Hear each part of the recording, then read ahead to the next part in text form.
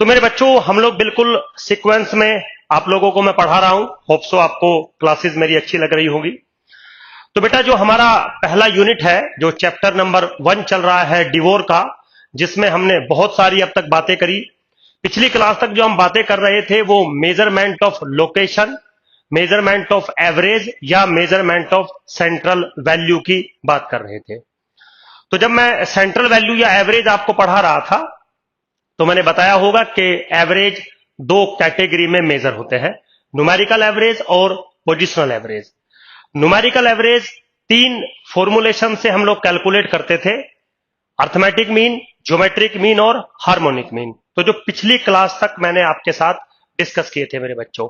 Now आज हम लोग डिस्कस करने जा रहे हैं positional measurement of average, which are median and mode. ठीक, तो होप सो आज की क्लास में मैं मीडियन आपके साथ डिस्कस करूंगा। तो मीडियन एक पोजिशनल मेजरमेंट होता है एवरेज को कैलकुलेट करने का। अब बारी आती है कि सुधीर सर, मीडियन को पोजिशनल या मोड को पोजिशनल एवरेज क्यों कहा जाता है? इसके 2 बड़े रीजन है मेरे बच्चों।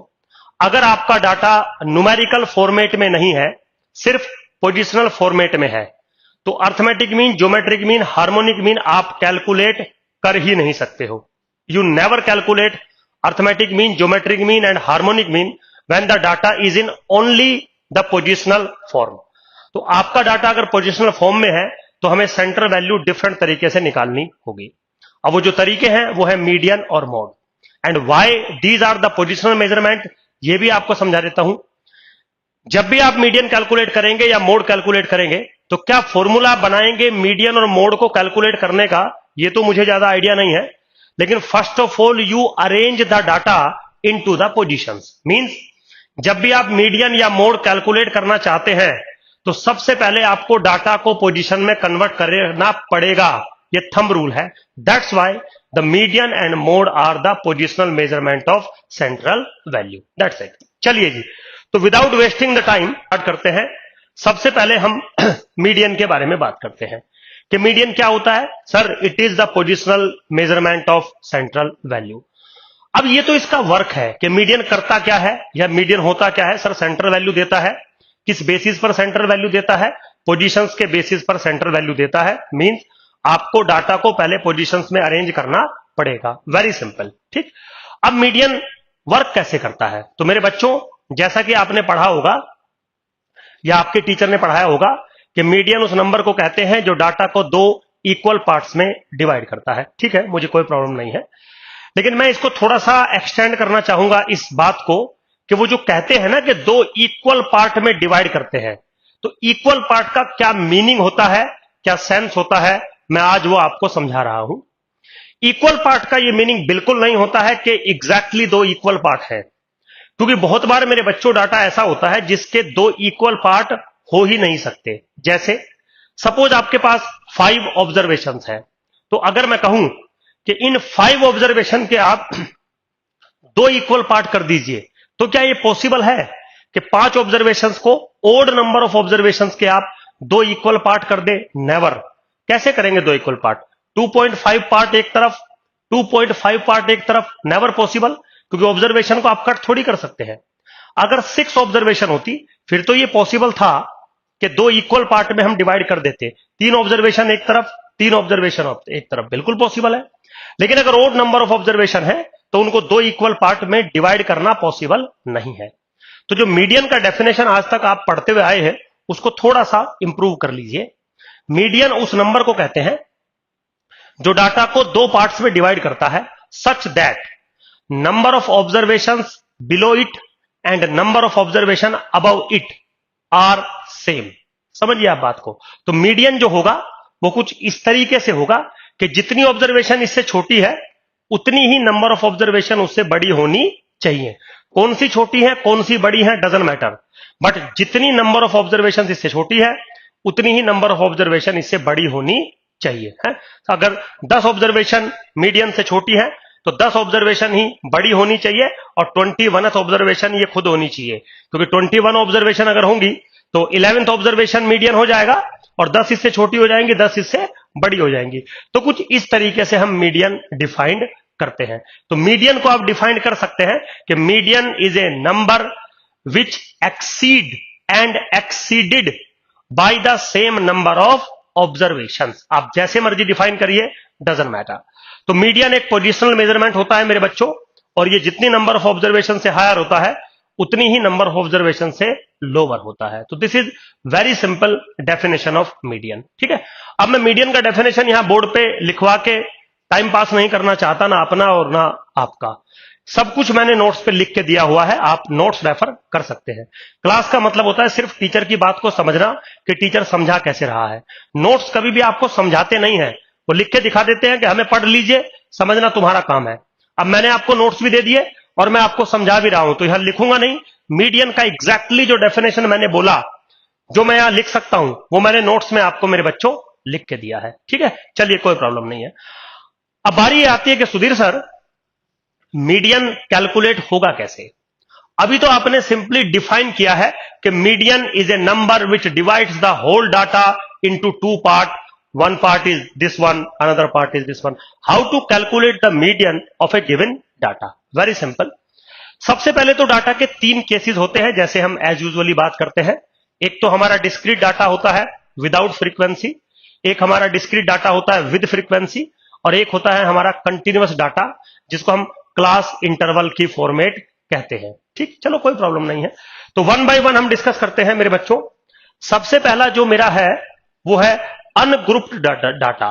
अनग्रुप्ड डाटा मतलब डिस्क्रीट डाटा है और उसकी जो फ्रीक्वेंसी है वो एक है, या विदाउट फ्रीक्वेंसी भी आप इसको कह सकते हो। So this is so called ungrouped data, मतलब एक ऐसा डाटा जिसका मैंने ग्रुप नहीं बनाया है, जिसकी फ्रीक्वेंसीज रिपीट नहीं हो रही हैं, जिसकी टर्म्स रिपीट नहीं हो रही हैं, उसको अनग्रुप्ड डाटा कह देते हैं सिंपली। चलिए कोई बात नहीं है। तो वो कहता है कि अगर आपके पास कोई डाटा गिवन है, फॉर एग्जाम्पल सपोज आपके पास एक डाटा गिवन है y1, y2, y3 up to dot dot yn data है। ठीक है, और आपसे कह दिया जाए इसका मीडियन कैलकुलेट करिए, तो सबसे पहले तो आप इस डाटा को पोजीशंस में कन्वर्ट करना पड़ेगा। तो आप क्या लिखेंगे?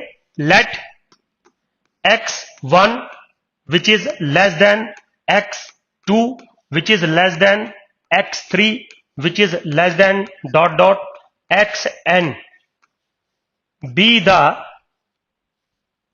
corresponding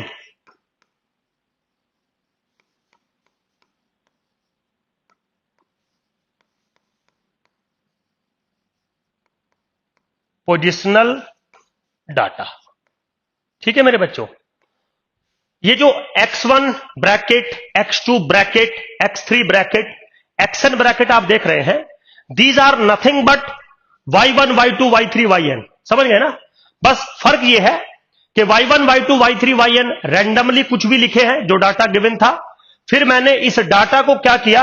मैंने इस डाटा को पोजीशंस में कन्वर्ट कर दिया। मींस जो y1, y2, yn में से सबसे छोटी ऑब्जर्वेशन थी उसको x1 कह दिया, जो उससे बड़ी थी उसको x2 कह दिया सेकंड पोजीशन, जो उससे बड़ी थी उसको x3 कह दिया थर्ड पोजीशन, और जो सबसे बड़ा था उसको nth पोजीशन या लार्जेस्ट पोजीशन कह दिया। तो x bracket 1, x bracket 2, x bracket n, these are just representation in statistics, that's it. तो कोई ये नई टर्म नहीं है, y1, y2, yn में से ही हमने अरेंज करके लिखी है। अभी मैं एक न्यूमेरिकल एग्जांपल लूंगा, आपको थोड़ा सा समझ में आएगा। तो क्योंकि मीडियन एक पोजिशनल मेजरमेंट है, तो आपको डाटा को पोजीशन में कन्वर्ट करना ही पड़ेगा। चलिए जी, आपने कर दिया। अब बारी आती है sir how to calculate the median. Very simple, अगर आपकी नंबर ऑफ ऑब्जर्वेशन ओड है, मतलब जो n है वो ओड है, तो दो केस बनेंगे। Number one, if n is odd. Odd समझते हो बेटा? 1, 3, 5, 7, 9 up to so on. If n is mode, तो जो आपका मीडियन होगा this is nothing but n plus 1 by 2th term. ठीक है जी, मतलब n अगर सपोज 7 है और आपसे पूछे कोई मीडियन बताइए, तो मीडियन कैसे बताओगे? 7 प्लस 1 बाई 2 फोर्थ टर्म, मतलब फोर्थ पोजीशन पे जो नंबर होगा that is your median, that is your median, very simple. तो अगर आपका नंबर ऑफ ऑब्जर्वेशन ओड है इस केस में, तो पहले तो डाटा को अरेंज करिए और फिर क्या करिए, n+1/2th टर्म या n+1/2th पोजीशन पे जो भी लिखा होगा दैट इज योर मीडियन। अभी एग्जांपल लेंगे तो क्लियर हो जाएगा आपको। सेकंड केस है मेरे बच्चों, इफ n इज इवन, ठीक है जी, इवन समझते हो, 2 4 6 8 10 12 अप टू सो ऑन। तो मेरे बच्चों इस केस में जो आपका मीडियन होता है, इस केस में जो आपका मीडियन होता है, this is equal to n/2th term plus n/2 plus 1th term divided by 2। बिल्कुल सिंपल है। मतलब अगर आपके पास मान लीजिए नंबर ऑफ ऑब्जर्वेशन है 10, है ना, तो 10 एक इवन नंबर है, तो n/2 यानी कि 5th term plus 6th term divided by 2 जो भी नंबर बनेगा दैट इज योर मीडियन। तो सपोज आपके पास अगर 10 ऑब्जर्वेशन थी, तो 5th टर्म पे कुछ लिखा होगा, 6th टर्म पे कुछ लिखा होगा, उन दोनों को ऐड करके जो भी नंबर बनेगा उसको 2 से डिवाइड कर देंगे, जो भी आपकी वैल्यू आएगी वो मीडियन के बराबर होगी। बिल्कुल सिंपल। यही चीज आपको किताब में लिखी हुई है, एग्जाम में भी अगर आना है तो आप ऐसे कैलकुलेट कर सकते हैं। लेकिन अगर आप मीडियन को थोड़ा और डीपली पढ़ें, क्योंकि ज्यादा डीपली आपको ग्रेजुएशन में बच्चों नहीं पढ़ाया जाता, ग्रेजुएशन में आपके लेवल के फॉर्मेट में पढ़ाया जाता है।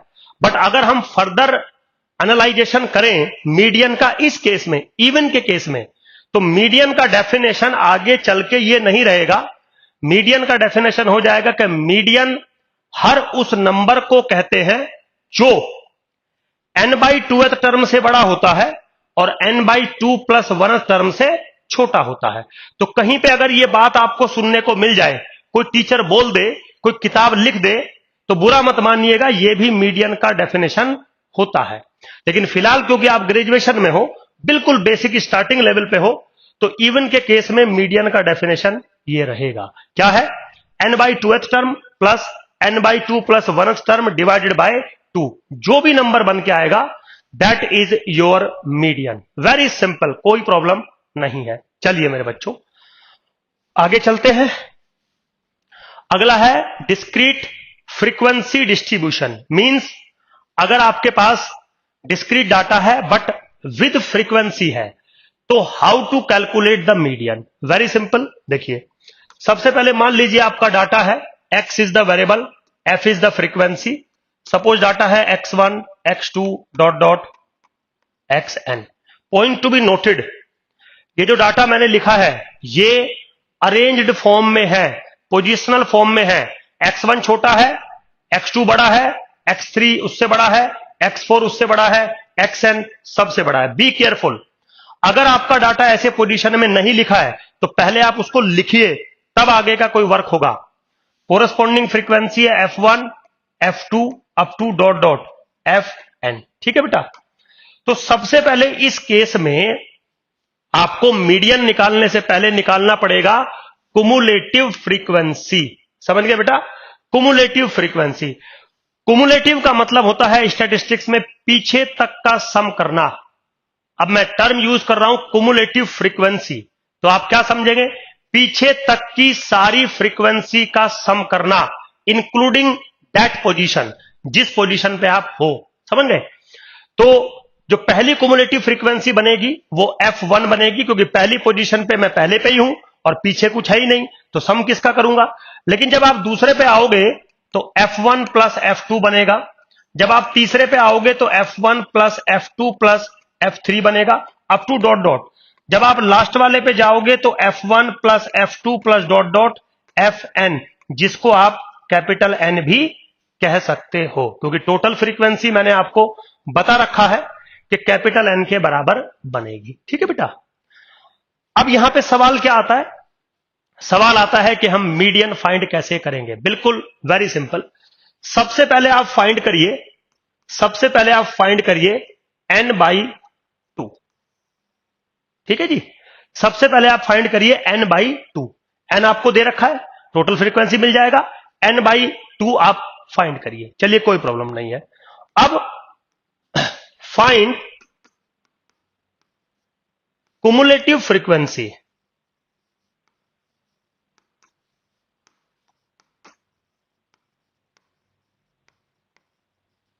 जस्ट ग्रेटर देन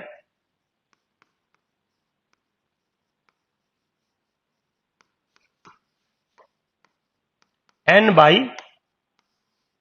ठीक है बेटा, तो जो भी आपका n/2 आया लिख दिया आपने, फाइंड कर लिया। अब ऐसी कुमुलेटिव फ्रीक्वेंसी ढूंढिए जिसकी वैल्यू जस्ट ग्रेटर देन हो n/2 से। समझ गए?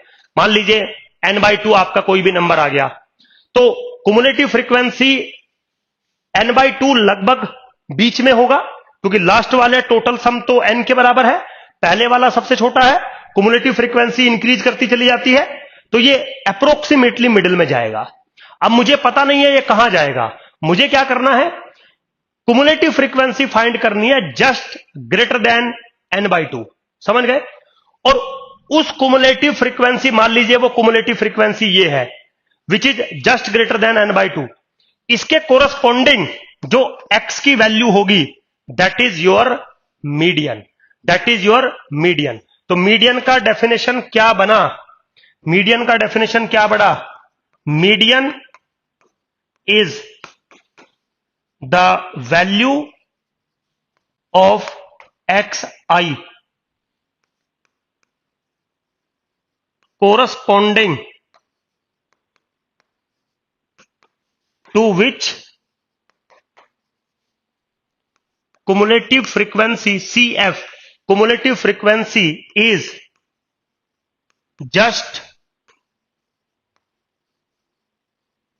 greater than n/2।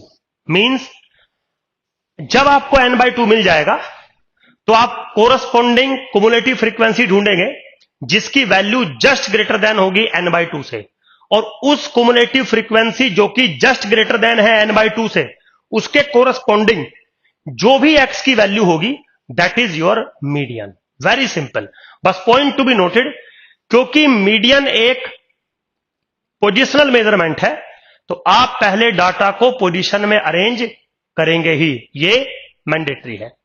अगर आप इस बात को भूल गए और जैसा आपके सामने डाटा लिखा है आपने एज इट उसको इस्तेमाल कर लिया, तो आपका जो मीडियन है वो गलत हो जाएगा। इसीलिए बी केयरफुल, आपको क्या बहुत बोली जा रही है। चलिए मेरे बच्चों आगे चलते हैं।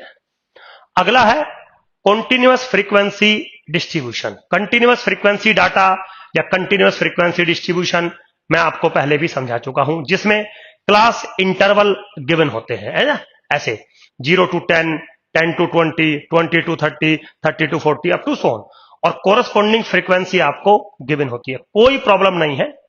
लेकिन यहां पे भी बी केयरफुल, जो क्लास इंटरवल आपको दिए होंगे ना, वो पोजीशंस में आपको पहले कन्वर्ट करने पड़ेंगे, अगर कन्वर्ट करके नहीं दे रखे हैं तो।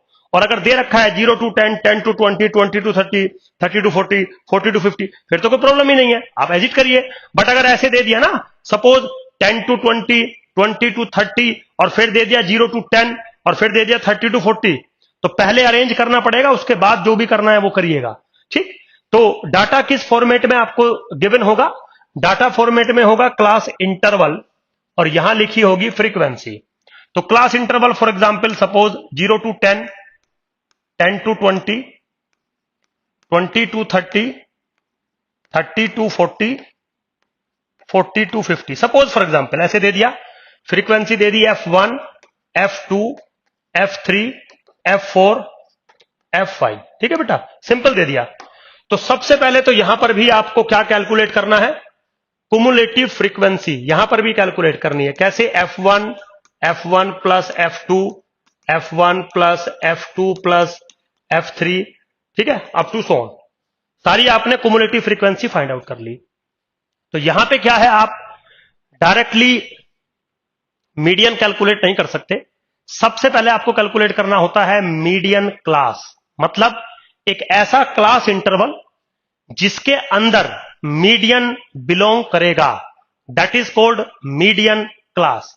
अब बारी आती है कि सुधीर सर, ऐसा क्लास इंटरवल हम फाइंड कैसे करेंगे जिसके अंदर मीडियन बिलोंग करेगा? तो मीडियन क्या होगा वो तो मेरे बच्चों बाद की बात है। पहले आपको यह फाइंड करना होता है कि जो क्लास इंटरवल दिए गए हैं 0 to 10, 10 to 20, 20 to 30, इनमें किस क्लास इंटरवल के अंदर मीडियन बिलोंग कर सकता है? तो जिस क्लास इंटरवल के अंदर भी मीडियन बिलोंग कर सकता है हम उसको कहते हैं मीडियन क्लास। तो सबसे पहले मीडियन क्लास फाइंड होगा, बिल्कुल सेम प्रोसीजर। सबसे पहले आप एन फाइंड करेंगे, वो टोटल फ्रीक्वेंसी आपका एन होता है। फिर आप फाइंड करेंगे n/2, कोई प्रॉब्लम नहीं है, ठीक। फिर आप फाइंड करेंगे cumulative frequency just greater than n/2, जैसे पिछले वाले में किया था। तो जो भी कुमुलेटिव फ्रीक्वेंसी होगी जस्ट ग्रेटर देन n/2, उसके कोरस्पॉन्डिंग जो भी क्लास होगी that is called median class. समझ गए? तो मीडियन क्लास क्या होता है? मीडियन क्लास, ठीक है बेटा, is the class corresponding to which cumulative frequency is just greater than n/2। ठीक है जी। तो मान लीजिए जो कुमुलेटिव फ्रीक्वेंसी है जस्ट ग्रेटर देन n/2 वो ये है, सपोज फॉर एग्जांपल। तो इसके कोरस्पॉन्डिंग जो क्लास होगी, that is called the median class. समझ गए? तो मान लीजिए आपके पास मीडियन क्लास आ गया। तो मीडियन क्लास कुछ ऐसे लिखा जाएगा L1, L2, मतलब एक लोअर लिमिट होगी विच इज L1 और एक अपर लिमिट होगी विच इज L2 और उसके कोरस्पॉन्डिंग फ्रीक्वेंसी होगी। मान लीजिए इसके corresponding frequency for example F3, कोई ना कोई कोरस्पॉन्डिंग फ्रीक्वेंसी होगी।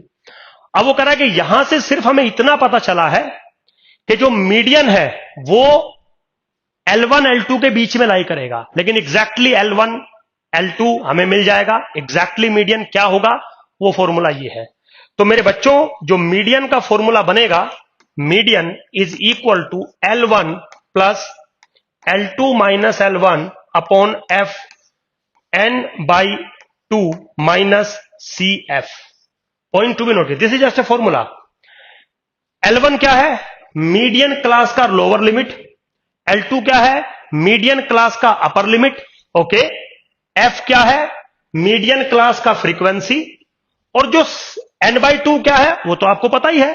और जो CF है, CF है cumulative frequency of the class just preceding the median class. फिर से समझ लीजिए, जो CF होता है वो कुमुलेटिव फ्रीक्वेंसी होता है किस क्लास का?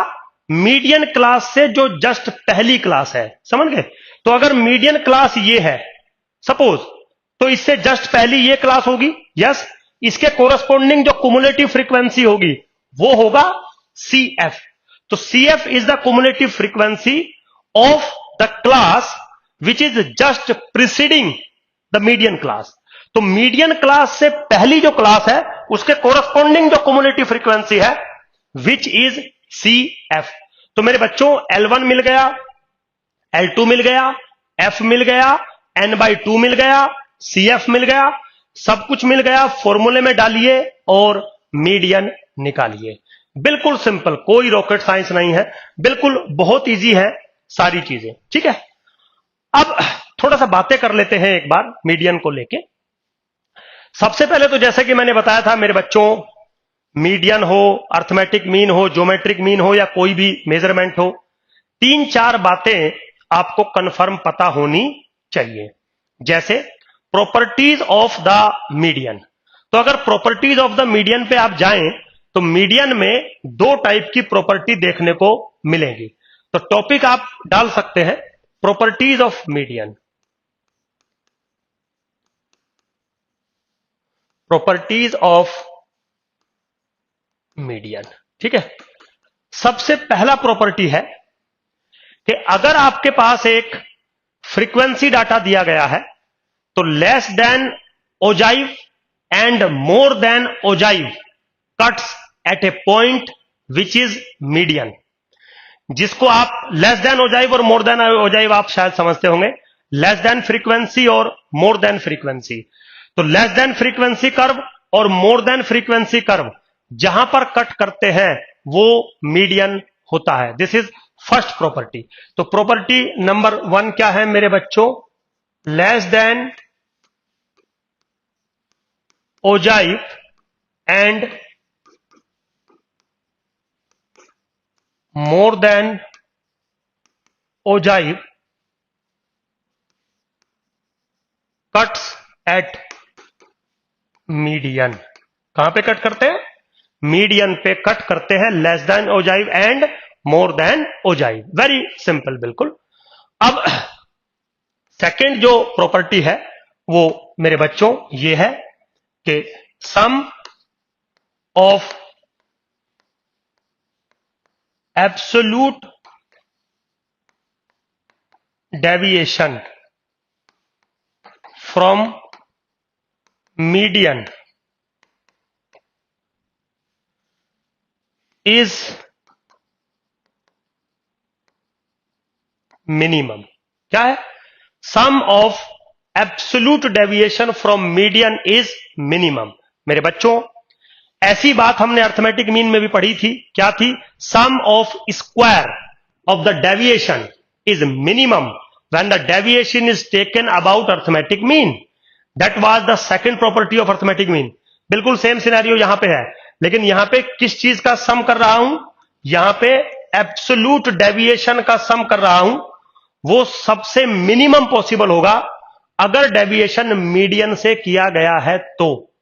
मेरे बच्चों इसका मैथमेटिकल वॉल्यूम है summation I goes from 1 to n f of I absolute deviation from the median is always less than equal to summation I goes from 1 to n f of I xi minus a for all a belongs to real number.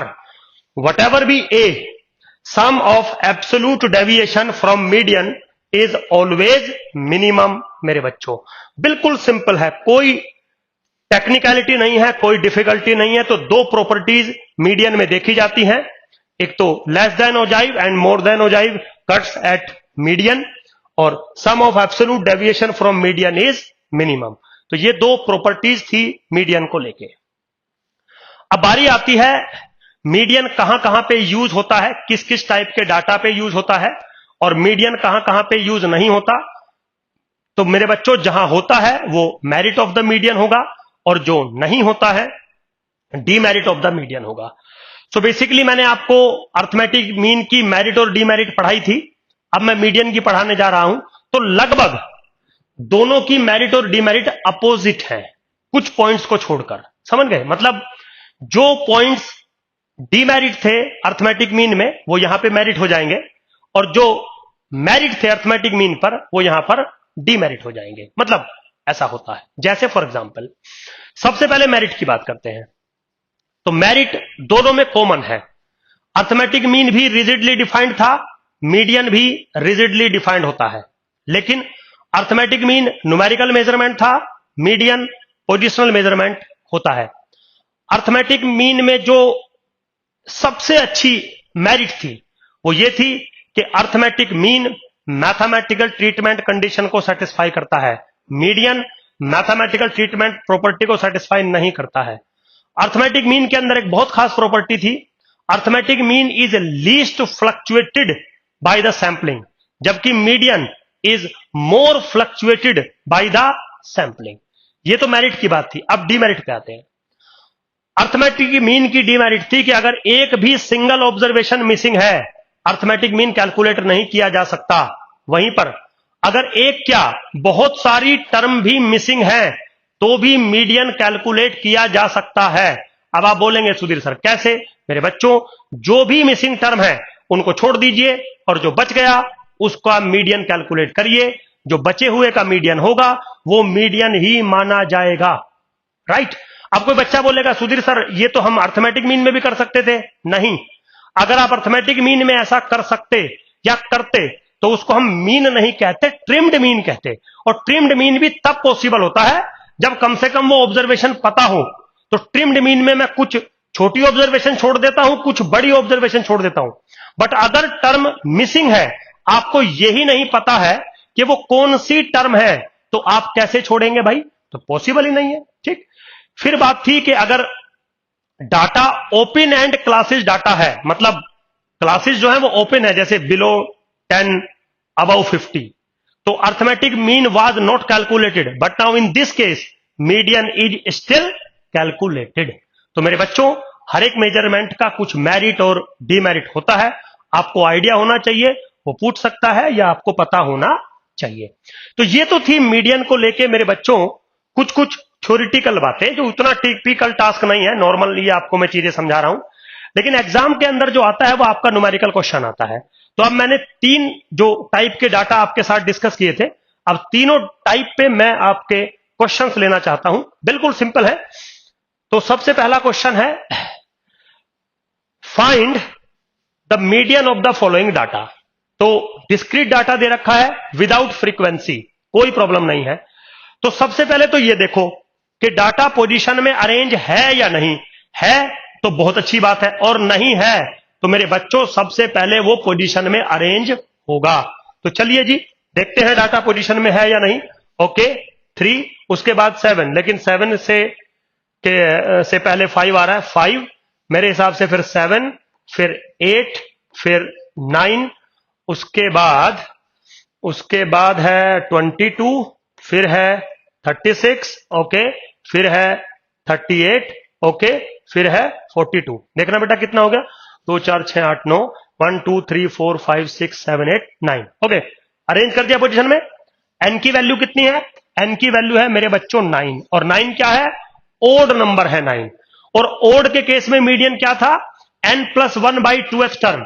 तो n+1/2th मतलब 5th term. तो देखो जरा 5th term पे क्या लिखा है, 1 2 3 4 5। Now median is 9। तो मीडियन किसके बराबर बना? Median is equal to 9। That's it, बिल्कुल सिंपल है, कोई रॉकेट साइंस नहीं है। ठीक, चलिए अब सेकंड क्वेश्चन पे चलते हैं। सेकंड क्वेश्चन क्या कह रहा है मेरे बच्चों? Find median. Again find median, लेकिन बी केयरफुल, पहले डाटा अरेंज होगा। तो 9 22 23 सबसे पहले आ गया 4, फिर आ गया 7, फिर आ गया 9, फिर आ गया 10। ओके, 10 के बाद 19 आएगा, फिर 22 आ गया, फिर 23 आ गया, और फिर 35 आ गया। कितने हैं? 2 4 6 8 10, 1 2 3 4 5 6 7 8, और रह गया कुछ शायद। अच्छा 8 ही तो है, 1 2 3 4 5 6 7 8, बिल्कुल ठीक है, करेक्ट। तो 8 क्या है? इवन नंबर ऑफ ऑब्जर्वेशन है। तो 8/2 यानी कि 4th टर्म देखो, प्लस 5th टर्म देखो, डिवाइडेड बाय 2। 4th टर्म पे क्या लिखा हुआ है? 1 2 3 4, 10 प्लस 19 डिवाइडेड बाय 2 मेरे बच्चों। तो कितना आ गया? 29/2, यानी कि 14/5। आई थिंक बिल्कुल करेक्ट होगा। कैलकुलेशन आप घर जाके कर सकते हैं, मुझे कोई प्रॉब्लम नहीं है। ठीक है बेटा। तो अगर इवन नंबर ऑफ ऑब्जर्वेशन है तो फॉर्मूला मैंने आपको बता दिया कि बेटा इस तरीके से आप यूज कर सकते हो बात को। चलिए लास्ट क्वेश्चन ले लेते हैं। क्वेश्चन क्या था? एक्चुअली मैं क्वेश्चन मेरे बच्चों, टेबल मेरे बच्चों इसलिए बना के लाता हूं ताकि फटाफट निपट जाए, मैं यहां टाइम वेस्ट ना करूं आपका बिल्कुल भी। वो कह रहा फाइंड द मीडियन, लेकिन इस बार जो डाटा है वो कंटिन्यूअस फ्रीक्वेंसी डाटा है। कैसे है data? 0 to 10, 10 to 20, 20 to 30, 30 to 40, 40 to 50, 50 to 60। चलिए अच्छा है, पोजीशन में अरेंज है, नहीं होता तो करना पड़ता। फिर कोरस्पॉन्डिंग फ्रीक्वेंसी दे दी। तो मेरे बच्चों कोरस्पॉन्डिंग अगर फ्रीक्वेंसी दे दी तो आप सबसे पहले क्या करेंगे? सबसे पहले निकालेंगे आप कुमुलेटिव फ्रीक्वेंसी। आ गया कुमुलेटिव फ्रीक्वेंसी। चलिए अब आपको क्या निकालना है? एन। एन क्या है? सबसे लास्ट वाली कुमुलेटिव फ्रीक्वेंसी, क्योंकि summation of the frequency N होता है। तो एन आ गया आपका 28। अब 28/2 करोगे, n/2 करोगे तो कितना आ गया? 14 आ गया। कोई प्रॉब्लम नहीं है। अब क्या करना है? 14 ऐसा कुमुलेटिव फ्रीक्वेंसी ढूंढना है जो 14 से जस्ट बड़ा हो, बराबर भी नहीं होना चाहिए, जस्ट बड़ा, और वो है 15। आ गया मेरे बच्चों। तो अगर डाटा डिस्क्रीट होता फ्रीक्वेंसी में तो इसके कोरस्पोंडिंग जो एक्स लिखा होता वो मीडियन हो जाता। अब वो तो है नहीं, तो इसके कोरस्पोंडिंग जो क्लास बनेगी, ये क्लास बनेगी मीडियन क्लास। इसका मतलब है इस क्लास के अंदर आपका मीडियन बिलोंग करेगा। तो इसकी लोअर लिमिट है L1, अपर लिमिट है L2, लिख दिया L1 L2, और इसके कोरस्पोंडिंग जो फ्रीक्वेंसी है वो है F, लिख दिया।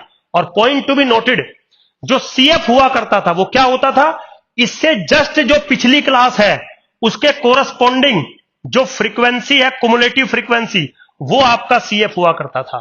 समझ में आया?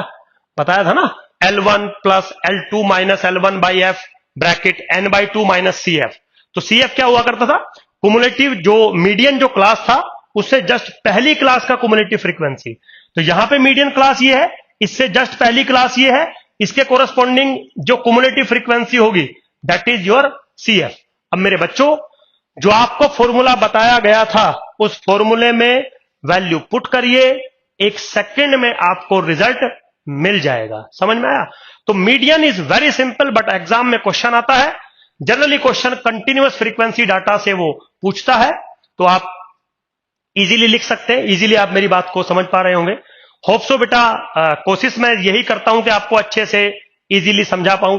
फिर भी आपका कोई सजेशन रहता है तो मेरा पर्सनल नंबर भी मेरे यूट्यूब चैनल पे है, आप वहां से मुझे कॉल कर सकते हैं, या फिर आप मेरे यूट्यूब पे जिस क्लास में आपको कोई प्रॉब्लम है या सजेशन है आप वहीं पे कमेंट बॉक्स में भी लिख सकते हैं। Thank you very much, bye. हम लोग स्टार्ट करते हैं मेरे बच्चों। तो सबसे पहला जो मेरा टॉपिक है दैट इज ज्योमेट्रिक मीन। तो मेरे बच्चों, सबसे पहले तो ज्योमेट्रिक मीन है क्या? Geometric mean is one of the measurement of central value of numerical data. Means अगर आपके पास कोई न्यूमेरिकल डाटा है, उसकी सेंट्रल वैल्यू या एवरेज को कैलकुलेट करने का एक तरीका है, कोई प्रॉब्लम नहीं। जैसे अर्थमेटिक मीन भी एक तरीका था, आगे चल के हार्मोनिक मीन भी एक तरीका होगा, मीडियन और मोड भी एक तरीके थे। लेकिन इसमें स्पेसिफिक क्या है? सबसे पहले तो ज्योमेट्रिक मीन जब डिफाइंड होगा वो उन्हीं टाइप के डाटा पर होगा जिसमें सारी ऑब्जर्वेशंस पॉजिटिव होंगी। ठीक है, आप थोड़ा बात को समझिए। जब मैं अर्थमेटिक मीन आपके सामने डिफाइन करता हूं तो मैं ऑब्जर्वेशंस पर कोई कंडीशन नहीं लगाता हूं, but when we define geometric mean for a numerical data must be positive. मतलब एक भी ऑब्जर्वेशन आपके डाटा के अंदर ना तो जीरो होनी चाहिए और ना नेगेटिव होनी चाहिए। Be careful.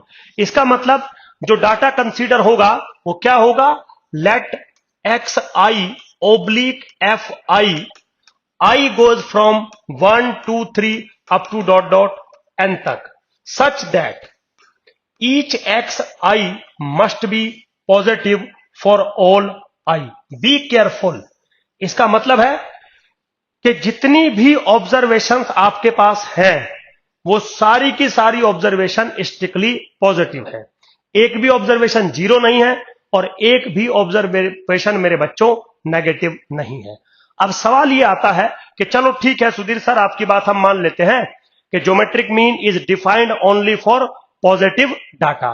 So how to define the geometric mean? मेरे बच्चों, geometric mean is denoted by G and defined as equal to x1 to the power f1 into x2 to the power f2 into dot dot xn to the power fn to the whole power 1 upon capital N, where capital N is nothing but summation of the total frequency f of this one. That's it मेरे बच्चों।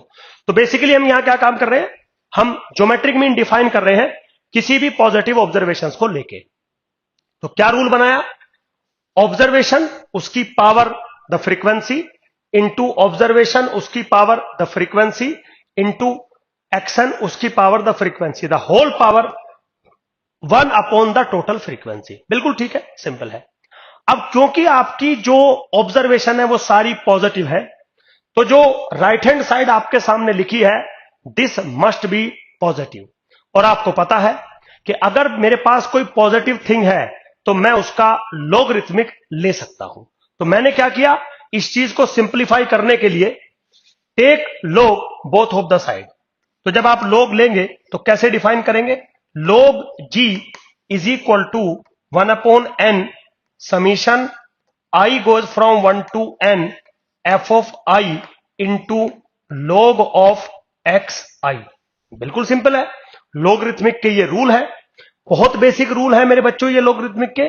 तो हो सकता है ये logarithmic के rule आपको समझ में आते हो। चलिए, अब अगर मैं दोनों तरफ का एंटी लॉग ले लूं तो यहां से मुझे क्या फॉर्मुलेशन बनेगी, g is equal to anti log of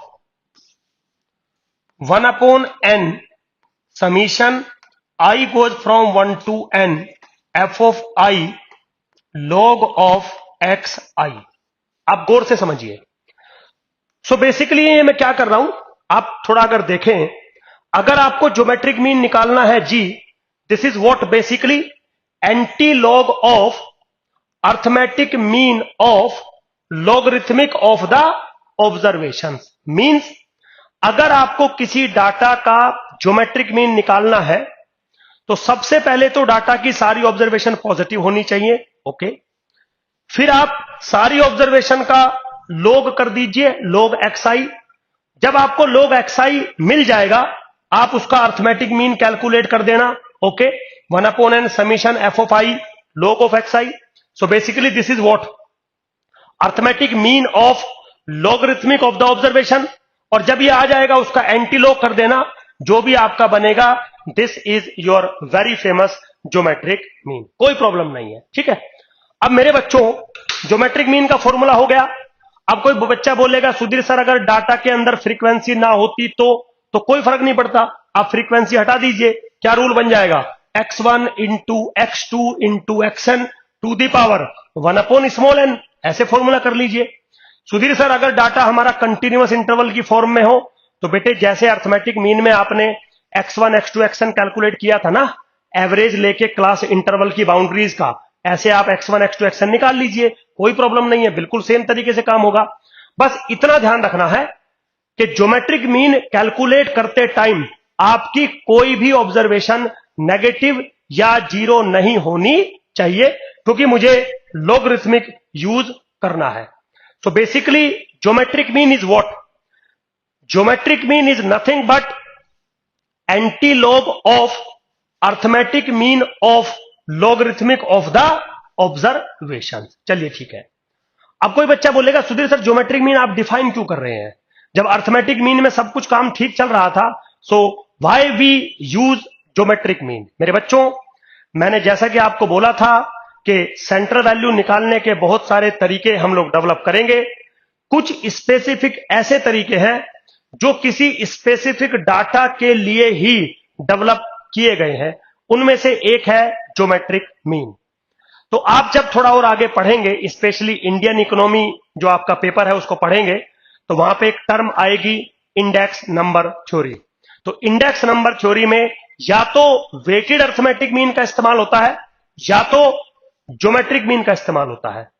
दूसरा, अगर कभी आपको एवरेज ग्रोथ रेट निकालना होगा किसी भी इकोनॉमी का, ग्रोथ रेट समझते हैं, अगर आपको ग्रोथ रेट का एवरेज करना होगा तो ग्रोथ रेट का एवरेज हम अर्थमेटिक मीन से ना करके किससे करते हैं, ज्योमेट्रिक मीन से करते हैं। तो ये दो बड़ी कैरेक्टरिस्टिक हैं, यूजेस हैं किसके, ज्योमेट्रिक मीन के। चलिए कोई प्रॉब्लम नहीं है। अब आप बोलेंगे जैसे या मैं आपको बताऊं कि मेरे बच्चों जैसे अर्थमेटिक मीन के अंदर कुछ प्रॉपर्टीज हुआ करती थी, ऐसे ही ज्योमेट्रिक मीन के अंदर भी कुछ प्रॉपर्टीज होती हैं। अर्थमेटिक मीन के अंदर 4 प्रॉपर्टी हुआ करती थी, मैंने चारों के प्रूफ आपको समझाए थे। लेकिन ज्योमेट्रिक मीन के अंदर सिर्फ और सिर्फ एक प्रॉपर्टी होती है, and this is very famous mathematical treatment property of geometric mean. तो पिछली क्लासेस में मैं आपको मैथमेटिकल ट्रीटमेंट प्रॉपर्टी का मतलब समझा चुका हूं, जिसको हम कंपाउंड ज्योमेट्रिक मीन भी कैलकुलेट कर सकते हैं या कंबाइंड ज्योमेट्रिक मीन भी कैलकुलेट कर सकते हैं। क्या होती है प्रॉपर्टी, वो सिंपल कहता है कि अगर एक ग्रुप का साइज आपको पता है, उसका ज्योमेट्रिक मीन पता है, दूसरे ग्रुप का साइज आपको पता है, ज्योमेट्रिक मीन पता है, तो दोनों ग्रुप्स को कंबाइंड किए बिना आप कंबाइंड ज्योमेट्रिक मीन कैलकुलेट कर सकते हैं, ऐसा मैं आपको बोल रहा हूं। ठीक है, तो इसमें एक ही प्रॉपर्टी होती है कंबाइंड ज्योमेट्रिक मीन की। तो अब आप बोलेंगे सुधीर सर अगर प्रॉपर्टी होती है तो क्या आप हमें यह बता सकते हैं कि वो प्रॉपर्टी क्या होगी?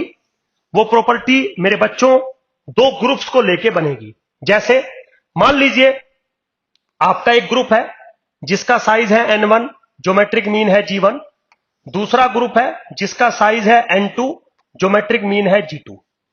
ऑब्वियसली बात है कंबाइंड ग्रुप जब बनेगा तो उसका साइज बनेगा n1 प्लस n2 और ज्योमेट्रिक मीन होगा g। मान लीजिए तो g आपको कैलकुलेट करना है मेरे बच्चों। अब जो रिलेशन है इनके बीच में वो डिफाइन कर रहा हूं। क्या रिलेशन है? log g is equal to n1 log g1 plus n2 log g2 divided by n1 plus n2। समझ गए? So basically g1 g2 n1 n2 और g के बीच में एक मैथमेटिकल रिलेशनशिप बनता है ऐसे। तो आपको g1 पता होगा, g2 पता होगा, n1 पता होगा, n2 पता होगा। आप राइट हैंड साइड कैलकुलेट कर सकते हैं। तो log g right hand side के बराबर आ जाएगा। अब दोनों तरफ का एंटी लॉग कर देंगे तो आपको g मिल जाएगा। और g क्या है? कंपाउंड या कंबाइंड ज्योमेट्रिक मीन है दोनों ग्रुप्स का। तो यहां पे आपने बेसिकली क्या किया है? दोनों ग्रुप्स को बिना कंबाइंड किए हुए आपने कंबाइंड ज्योमेट्रिक मीन कैलकुलेट किया है। अब कोई बच्चा बोलेगा सुधीर सर आपको कैसे पता लगा कि फॉर्मूला यही बनेगा? मेरे बच्चों बिल्कुल सिंपल है, आप एक सेकंड में इसको कैलकुलेट करके देख सकते हैं। कैसे देख सकते हैं? देखिए, वही एकदम सिंपल रूल है। आप दो डाटा ले लीजिए। मान लीजिए एक डाटा है x1 x2 dot dot xn1 और इसका ज्योमेट्रिक मीन है सपोज g1। तो फॉर्मूला क्या बनेगा? g1 is equal to x1 into x2 up to dot dot xn1 to the whole power 1 upon n1। मान लीजिए मैं विदाउट फ्रीक्वेंसी डाटा की बात कर रहा हूं।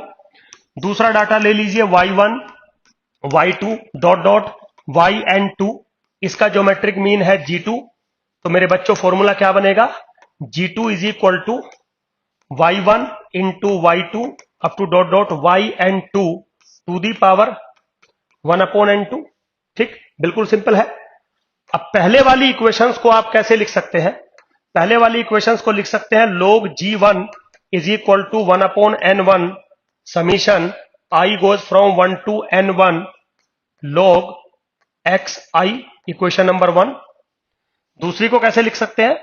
log g2, मतलब पहले वाली इक्वेशन का मैंने log ले लिया दोनों तरफ, अब दूसरे वाली इक्वेशन का log ले लेता हूं। log g2 is nothing but 1 upon n2 summation j goes from 1 to n2 log yj, equation number 2। कोई प्रॉब्लम नहीं है। अब ये तो मैंने इंफॉर्मेशन कलेक्ट कर ली अपने इंडिविजुअल ग्रुप्स की। तो जो मेरे इंडिविजुअल ग्रुप्स हैं उनका इंफॉर्मेशन मैंने कलेक्ट कर लिया। अब हम थोड़ा सा बात करेंगे कि अगर मैं इंडिविजुअली बात ना करके कंबाइंड की बात करता तो कंबाइंड ज्योमेट्रिक मीन कैसे बनता? आप जी कहते और ज्योमेट्रिक मीन का फॉर्मूला क्या है? सारी ऑब्जर्वेशंस का multiple to the power 1 upon the total number of observations. तो कंबाइंड या कंपाउंड ज्योमेट्रिक मीन कैसे बनता? ऐसे बनता x1 into x2 up to dot dot xn1 into y1 into y2 up to dot dot into yn2 to the whole power 1 upon n1 plus n2 मेरे बच्चों बनता। Very simple. अब again take log both of the side. तो जब log लेंगे आप तो log g किसके बराबर बनेगा? 1 upon n1 plus n2 bracket summation I goes from 1 to n1 log xi and plus summation j goes from 1 to n2 log yj। समझ रहे हो बेटा? ये जो एक्सप्रेशन आप यहां देख रहे हो, इस वाले पार्ट को मैंने जब log लेंगे तो लोगरिथमिक में समीशन हो जाता है। इस वाले पार्ट को मैंने ऐसे लिख दिया और इस वाले पार्ट को मैंने ऐसे लिख दिया। बिल्कुल सिंपल। अब इसकी वैल्यू आप इक्वेशन नंबर 1 से उठाइए, इसकी वैल्यू आप इक्वेशन नंबर 2 से उठाइए, तो जो वैल्यू बनेगी वो क्या बनेगी, n1 log g1 plus n2 log g2 divided by n1 plus n2, that's it. समझ में आया मेरे बच्चों? बिल्कुल सिंपल है, कोई ऐसा टिपिकल टास्क नहीं है, रॉकेट साइंस नहीं है। तो इसका मतलब क्या हुआ कि ज्योमेट्रिक मीन जो अनदर मेजरमेंट है सेंट्रल वैल्यू का, वो मैथमेटिकल ट्रीटमेंट प्रॉपर्टी को सेटिस्फाई करता है। बिल्कुल सिंपल। चलिए आगे चलते हैं मेरे बच्चों। आगे है harmonic mean. This is another measurement of central value. अब फिर से वही बात, सुधीर सर हार्मोनिक मीन आप किस टाइप के डाटा पे डिफाइन करोगे मेरे बच्चों? तो यहां पे जो डाटा होता है मेरा xi oblique fi, i goes from 1 to n such that, यहां पे जो कंडीशन लगी होती है वो होती है कि xi never be 0 for all i। So be careful. मैं क्या कहना चाह रहा हूं कि एक भी ऑब्जर्वेशन 0 नहीं होनी चाहिए। नेगेटिव हो सकती है, पॉजिटिव हो सकती है, कोई प्रॉब्लम नहीं है, बट एक भी ऑब्जर्वेशन 0 नहीं होनी चाहिए, तो आप हार्मोनिक मीन डिफाइन कर सकते हो। अब हार्मोनिक मीन कैसे डिफाइन होता है? h is equal to, h is for harmonic mean is equal to 1 upon capital N summation i goes from 1 to n f of i into 1 upon xi। This is the formulation for harmonic mean. So basically अगर आप इसको गौर से देखें तो कहीं ना कहीं इस चीज को अगर आप देखें तो ये अर्थमेटिक मीन ही लिखा हुआ है, लेकिन किसका अर्थमेटिक मीन है? 1 अपॉन xi का। सो बेसिकली हार्मोनिक मीन को हम कैसे रीड करते हैं? Harmonic mean is the reciprocal of the arithmetic mean of the reciprocal of the observation. इसका मतलब अगर आपको हार्मोनिक मीन निकालना है तो पहले सारी ऑब्जर्वेशन का रेसिप्रोकल करिए, रेसिप्रोकल मतलब 1 अपॉन करिए, और क्योंकि मुझे ऑब्जर्वेशन का 1 अपॉन करना था इसीलिए मैंने सारी ऑब्जर्वेशंस को नॉन जीरो रखा, क्योंकि अगर एक भी ऑब्जर्वेशन 0 होती तो 1 अपॉन 0 इंफिनिटी हो जाता, मैं डिफाइन नहीं कर सकता था। तो कोई भी चीज जब मेरे बच्चों आप लिखते हो तो सबसे पहले तो वो वेल डिफाइंड होनी चाहिए। अब वेल डिफाइंड करने के लिए मुझे ऐसा करना पड़ा, तो मैंने क्या किया, सारी ऑब्जर्वेशंस का रेसिप्रोकल किया, फिर उनका अर्थमेटिक मीन निकाला और जो भी आया उसका रेसिप्रोकल कर दिया, तो मेरा क्या बन के आ गया? Harmonic mean, which is very simple. अब अगेन मेरे बच्चों अगर हम क्विकली बात करें तो कोई बच्चा पूछेगा सर हार्मोनिक मीन का यूज क्या है? भाई आपने ज्योमेट्रिक मीन बना दिया था, आपने अर्थमेटिक मीन बना दिया था, बहुत था, आप हार्मोनिक क्यों मीन बनाया? मैं फिर से वही जवाब दूंगा, बेटा कुछ स्पेसिफिक डाटाज के लिए हमें यह सब करना पड़ता है। तो वो जो स्पेसिफिक डाटा है मैं उसको नाम बता रहा हूं। अगर आपको कभी भी एवरेज स्पीड या एवरेज एक्सेलरेशन आपको अगर निकालना होगा तो आप ना तो अर्थमेटिक मीन का यूज कर सकते, ना तो ज्योमेट्रिक मीन का यूज कर सकते। आप किसका यूज करोगे? आप यूज करोगे हार्मोनिक मीन का, दैट्स इट। बस आपकी स्पीड और आपका एक्सेलरेशन कभी भी 0 नहीं होना चाहिए, दैट्स इट। समझ में आया बेटा? सिंपल था बिल्कुल। अब थोड़ा सा और अगर हम देखें, क्विकली बात करें कि सर क्या इसके अंदर कोई प्रॉपर्टी इन्वॉल्व है? क्या ये किसी प्रॉपर्टी को सेटिस्फाई करता है जैसे अर्थमेटिक मीन या ज्योमेट्रिक मीन करते थे? आंसर है यस, और वो प्रॉपर्टी है मैथमेटिकल ट्रीटमेंट प्रॉपर्टी। बाकी प्रॉपर्टी ये कोई सेटिस्फाई नहीं करता, सिर्फ एक प्रॉपर्टी सेटिस्फाई करता है, मैथमेटिकल ट्रीटमेंट प्रॉपर्टी। तो अब अगला आपका सवाल होगा कि सर अगर ये मैथमेटिकल ट्रीटमेंट प्रॉपर्टी को सेटिस्फाई करता है तो क्या है मैथमेटिकल ट्रीटमेंट प्रॉपर्टी? मतलब क्या है ये तो आपको पता है, लेकिन ये जब सेटिस्फाई करेगा तो उसका फॉर्मूला क्या बनेगा? मेरे बच्चों बिल्कुल सिंपल है, कोई ऐसा टिपिकल टास्क नहीं है यहां पे। थोड़ा सा मैं आपको समझा देता हूं। क्या समझा रहा हूं कि अगर आपके पास एक डाटा है जिसका साइज है n1, हार्मोनिक मीन है h1, और दूसरा आपका है n2, हार्मोनिक मीन है h2, तो कंबाइंड ग्रुप अगर आप बनाओगे तो उसका ऑब्वियसली बात है साइज बनेगा n1 प्लस n2, और मान लीजिए उसका हार्मोनिक मीन बनेगा h, तो जो रिलेशनशिप होगा वो ये होगा, n1 plus n2 divided by h is equal to n1 by h1 plus n2 by h two मेरे बच्चों। समझ में आया? अब इसका प्रूफ आप खुद से ट्राई करिए। वही आप दो डाटा कंसीडर करिए, x1 x2 xn xn1, y1 y2 yn2, दोनों के हार्मोनिक मीन लिखिए और फिर कंपाउंड या कंबाइंड हार्मोनिक मीन का फॉर्मूला डालिए और देखिए क्या आप इस फॉर्मूले को डेवलप कर पा रहे हैं। This is your simple homework, कोई ऐसा बड़ी प्रॉब्लम नहीं है। ठीक है, तो मतलब देखिए, जब तक आप होमवर्क नहीं करोगे तब तक मेरे बच्चों आप चीजों को उतने अच्छे से नहीं समझ पाओगे। ठीक है बेटा, तो अब तक जो मैंने क्लासेस आपको ली उनमें मैंने क्या करवाया है आपको, किसी भी डाटा की सेंट्रल वैल्यू के जो 3 न्यूमेरिकल मेजरमेंट थे वो डिस्कस किए हैं, है ना। Arithmetic mean, geometric mean, harmonic mean, तो कंप्लीट डिस्कशन हो गया। इससे बाहर कोई क्वेश्चन नहीं आता है। जब मेरी पूरी यूनिट जो ये चैप्टर नंबर 1 है इसका थ्योरेटिकल पार्ट खत्म हो जाएगा तब मैं आपके साथ असाइनमेंट दूंगा। आपको असाइनमेंट हम लोग डिस्कस करेंगे। चलिए मेरे बच्चों, नेक्स्ट क्लास में हम मीडियन और मोड को डिस्कस करना पसंद करेंगे। Thank you very much. Hope so आपको समझ में आ रहा होगा।